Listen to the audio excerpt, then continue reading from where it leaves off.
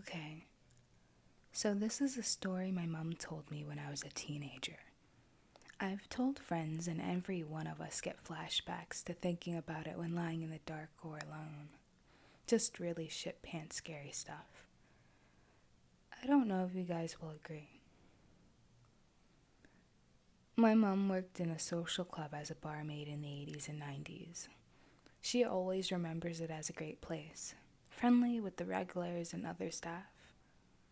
One of the other staff members, who we'll call Tom, is the brother of a family friend who we'll call Jim.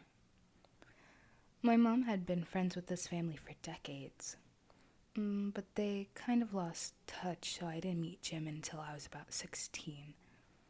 After hearing the story a few times from my mom when I was younger, years later Jim told me it independently out of the blue. You need to understand that this family is a hard working class family. Not the sort of people to even believe in the paranormal, let alone going around making up ghost stories.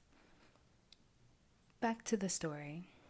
In the bar where my mom worked, pulling pints, Tom worked as a doorman or bouncer. They obviously worked late nights, and therefore, at the end of the night, the bar would pay for taxis home for the staff to make sure they got home safely. One night, my mom and Tom shared a taxi home. I think with another staff member too.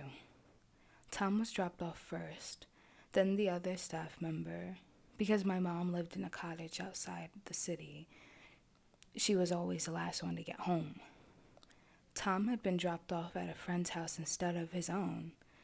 His friend was a bouncer too at another bar who'd finished his shift a while earlier, so they planned to just hang out after their respective shifts. The next day, my mom was back in work and Tom came in for a shift. He came and sat down at the bar in front of my mom and ordered a whiskey. I think licensing laws were a bit more lax in those days because my mom said it wasn't uncomfortable for them to all have a few drinks on shift.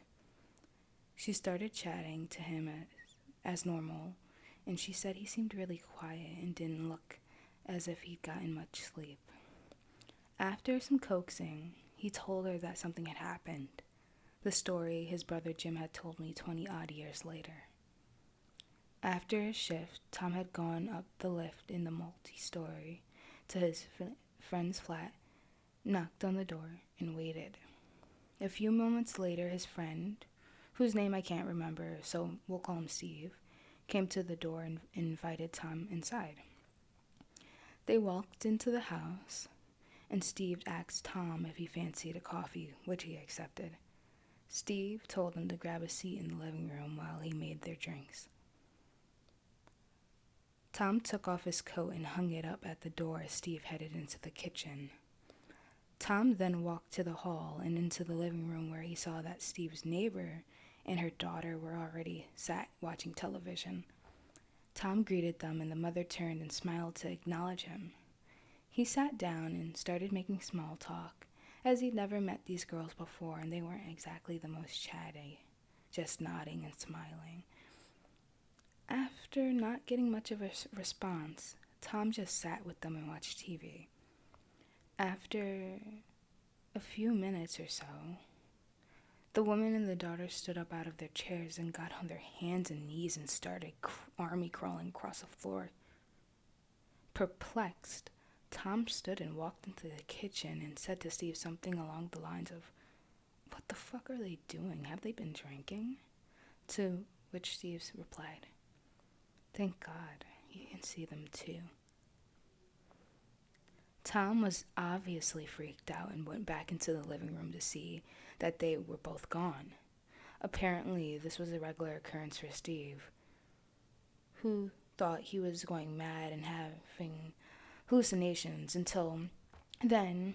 He was the only one who had seen them, and they repeated the same actions every night.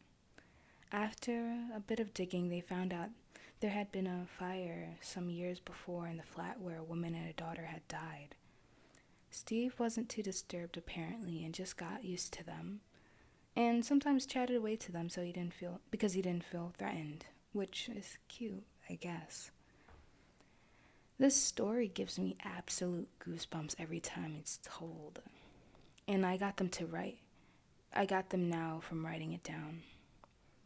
My mom told me another weird supernatural story from this when she worked there, but I'll do a separate post for that if you guys want to hear.